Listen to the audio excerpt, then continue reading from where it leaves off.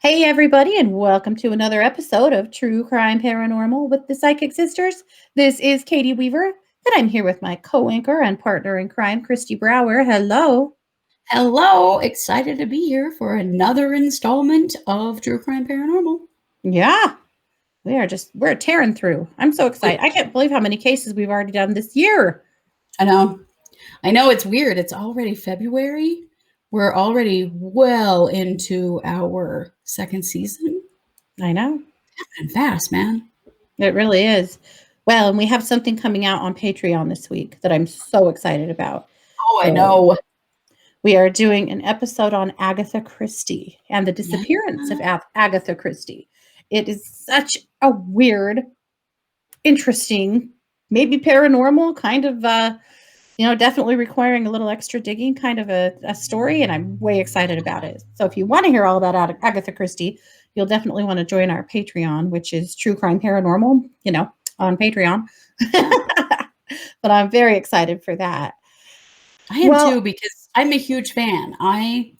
Growing up, right? I read tons of Agatha Christie. If you guys don't know who she is, very famous British murder mystery writer. Yeah. She developed the Perot, Hercule Perot, if you're familiar, Mhm. was one of her characters, Yeah. and Miss Marple, of course. Hercule Yeah. Perot and Miss Marple probably are her most famous characters, and they are, Mhm. you know, some of my absolute favorite mystery novels of all time.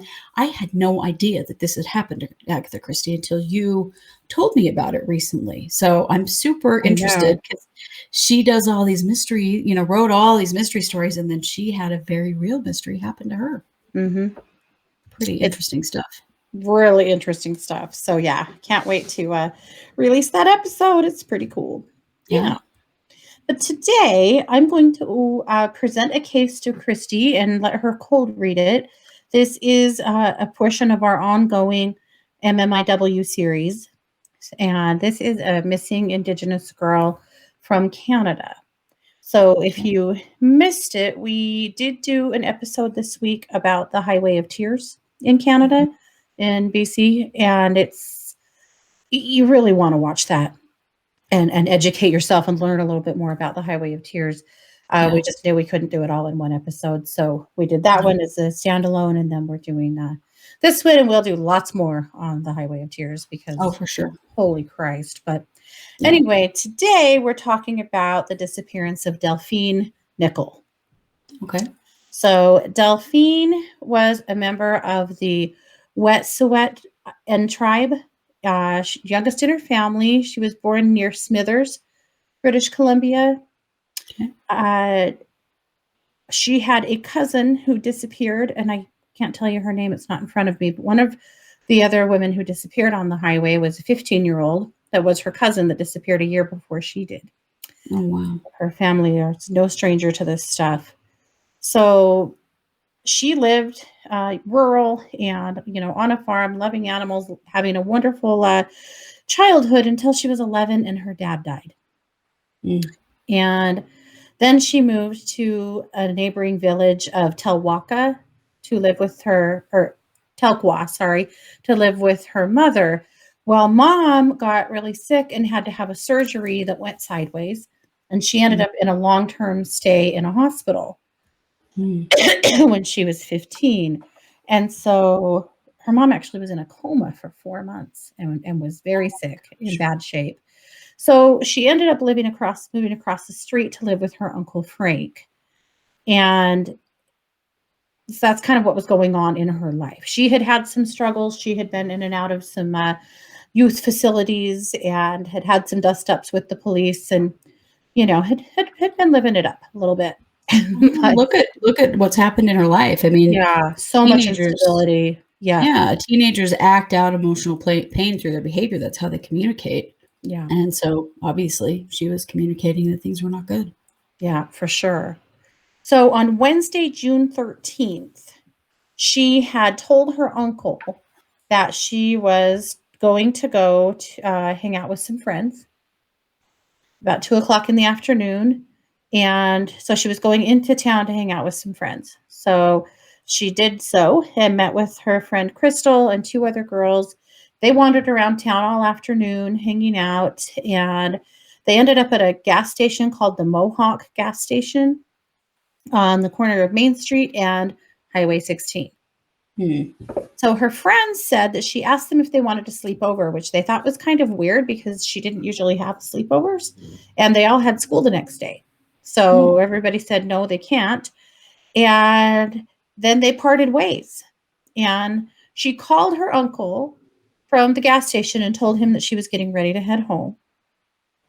And then left the gas station. And some witnesses say that they did see her hitchhiking in the eastbound lane of Highway 16, but she never made it home. So in the following days, her family had, been contacting the police. They were searching frantically for her. And the police were basically like, oh, she's just a runaway. I'm sure she'll be home soon. Just tell all of her friends to tell her to come home. Boy, have we heard this story before. Mm-hmm. Yikes. Because she had some priors and, had been in and out of some youth facilities, they were really treating it like she was just a troubled kid. She's run off. It's whatever. And so the family is absolutely frantic. They're knocking door to door in Vancouver trying to find anybody who has seen her.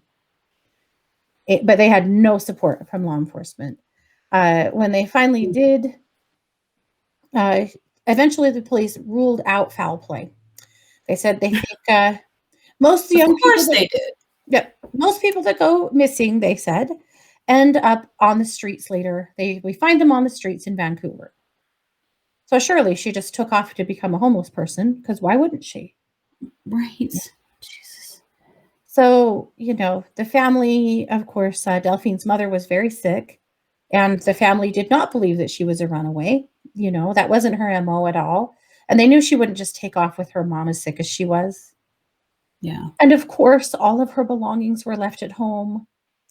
Her friends that she was close to she hadn't said a thing to them about running away. Her family really ruled out running away in a big hurry. Yeah. So if she was going to run off and go live on the streets, you'd think she'd at least take some of her things. Right. But she didn't. Yeah.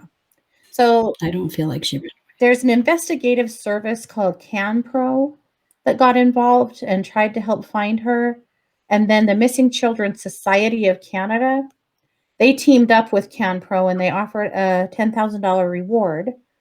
And then they had some info start rolling in. So then a Mohawk gas station employee said that they saw her getting into a red sports car the night she disappeared. Some people pointed the finger at her uncle, and they did investigate him, but there really wasn't any reason to think he'd done anything. And then he died. Mm-hmm. So there really wasn't anything to go on there. I don't feel he did anything, but I do feel things were not good at home with him. I feel like that's why she asked her friends to sleep over, is that she was feeling a little unsafe at home, that things were not good with him, and that she did literally want somebody to come home with her, that she had some questions about whether she should go home safety-wise. Yeah. I don't feel like that translates into she ran away. I don't feel that she did. Yeah. But I just want to say that I do feel that there was reason to look at the uncle, honestly, but I don't feel he had anything to do with her disappearance. Yeah. Okay. In March of 2019, a witness came forward with information regarding her, which confirmed their family's suspicions that she was most likely picked up by someone who was headed out of the area. But that's pretty much it. So since her disappearance, a Royal Canadian Mounted Police task force has been formed called EPANA to investigate all of these murders along the highway, and they've solved a few of them. Not Delphine's, though. They've never found her. They have no idea where she went. The purpose of the task force was to determine if it was a serial killer, if they had, more serial killers on this highway, or, what was really going on here. So, and EPANA has their own website, and they are actively, working on some of these cases. But again, a lot of them have been dropped through the cracks because it was so easy to write them off as, anything else besides a murder or foul play. Right. So easy to just close it quickly. Yeah, very frustrating. But that's what we know about this case. Yeah. So, Kristi, let's take a quick commercial break, and then would you like to read this case? Hi, I'm Kristi Brower, podcaster and professional psychic. I have spent the last 14 years honing my skills as a psychic and a healer. I work on the Purple Ocean app. You can find it in any of the app stores. And I am available every day for video and chat readings. I specialize in pattern breaking, particularly in relationships, but really in any area of your life. If you're feeling stuck and like you can't move on or you can't let something go, I am the reader for you. That is exactly what I focus on. It's what I love to do. I love to help stuck people get moving, and I've been doing it for many years and have been very successful at it and can do that for you as well. So if you are having trouble letting go of a relationship or a fear or a challenge of any kind in your life, come see me at Purple Ocean and we will do everything we can, me and my guidance system and my intuition and you, because it's always a package deal that we work together, but we will find a way to break that pattern for you. So come see me over at Purple Ocean and let's break your patterns. Okay, and we are back. So, Kristi, what do you think? Okay, so first of all, I do not feel that she ran away. I also don't feel that her uncle had anything to do with her disappearance. I do feel she was feeling unsafe at home and that she was considering trying to get some help or have her friends come over. She was questioning whether or not to go home, not because she was running away, but because I feel like uncle was pretty angry and was pretty tough with her, and she was just feeling really unsupported. I Things really are feel, rough. I Yeah. feel And for I'll this tell girl. you, it's a little unclear whether her mother was at home from the hospital at this point and just still really sick, or if she was still in the hospital. That's something that I'm not clear about in the I don't feel that reports that I've she read. had mom as a support at all when this happened. No. So I want to validate the red car, the red convertible, that she did get into that car. This appeared to be someone with money, someone who offered to help her take her where she wanted to go. And she was a kid. She had her head turned by the car and just by the idea of this person maybe having money and being able to help her in some way. I don't feel that he took her in the direction of her home. I feel he went in the opposite direction of her home and took her quite a long ways away. And initially, she was okay with that because she was just not sure what she wanted to do. I do feel that when he got to his location, that he raped and murdered her, that she was killed on the night that she went missing, that she didn't live beyond that, and that she is buried, but she is not buried anywhere near Highway 16. She's buried in a forested area near where this person that took her lived at the time. And so it's very difficult to find her or look for her because she's not anywhere near where she went missing. She's a long ways. I'm feeling about 100 miles away from where she went missing is where her body actually is. Okay. She didn't know this man.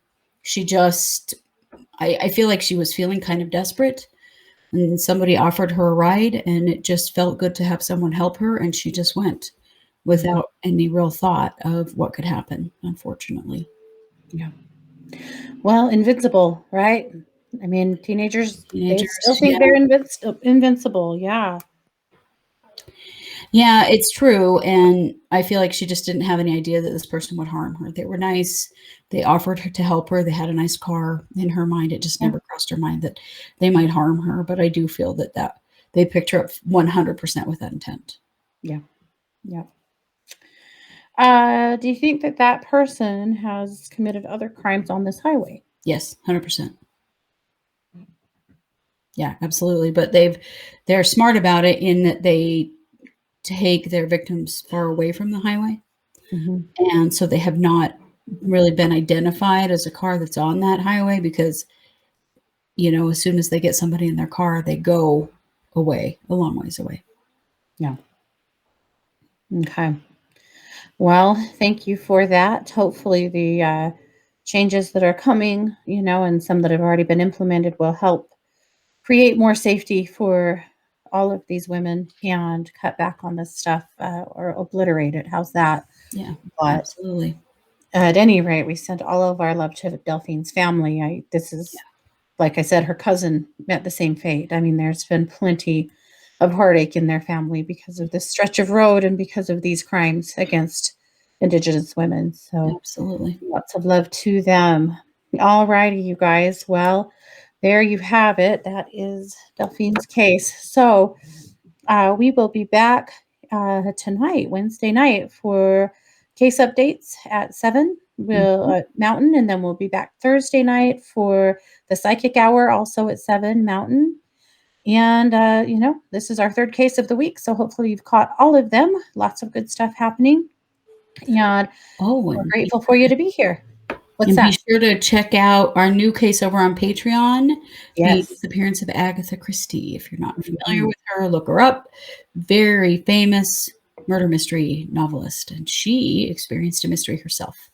And Yes. we break that case down and give you a read on what we feel happened. Yeah, for sure.